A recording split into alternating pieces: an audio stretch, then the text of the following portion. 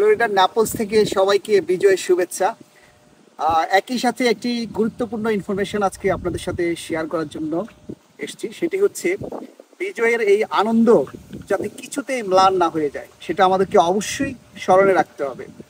ইতোমধ্যে খবর পেয়েছি যে কিছু এলাকায় মন্দিরে এবং সংখ্যালঘুদের উপরে হামলা হচ্ছে, এমনকি বিরোধী যেসব দল আছে তাদের উপরে হামলা হচ্ছে। এটা মোটেও কাম্য না, কারণ আমরা আজকে অনেক রক্তক্ষয়ের মধ্য দিয়ে যে বিজয়টা পেয়েছি, সেই বিজয়ের আনন্দটাকে কিছুতেই ম্লান হতে দেওয়া যাবে না।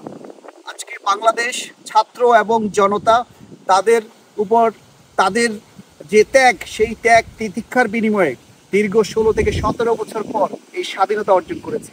এই স্বাধীনতা অর্জন করতে গিয়ে এখন আমরা যদি আবার নিজেরা মিলে সহিংসতা, লুটপাট কিংবা ভাঙচুর এগুলোতে যদি মগ্ন হয়ে যায়, তাহলে আমাদের এই অর্জনটা একেবারেই বিফলে যাবে।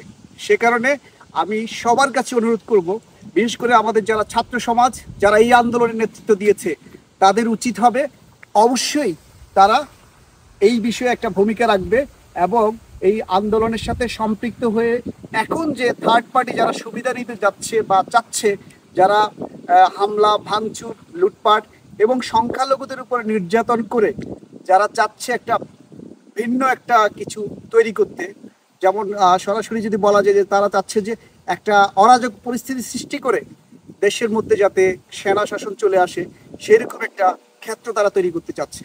আমি মনে করি যারা বিবেকবান, যাদের ন্যূনতম মনুষ্যত্ব আছে, যারা আমরা এই দীর্ঘদিন ধরে আমাদের যে ছাত্ররা যে স্যাক্রিফাইস করেছে, যে রক্ত দিয়েছে, সেই রক্তের বিনিময়ে আমরা যে দ্বিতীয়বার মুক্তিযুদ্ধ করে যে স্বাধীনতা পেয়েছি, সেই স্বাধীনতাটাকে যাতে আমরা অক্ষুণ্ণ রাখতে পারি, আমরা যাতে কিছুতেই আমাদের বিজয়ের যে আনন্দ সেটাকে যাতে ম্লান হতে না দিই।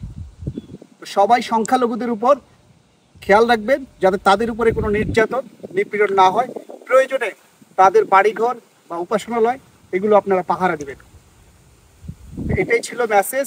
সবাই ভালো থাকবেন, সবাইকে বিজয়ের শুভেচ্ছা।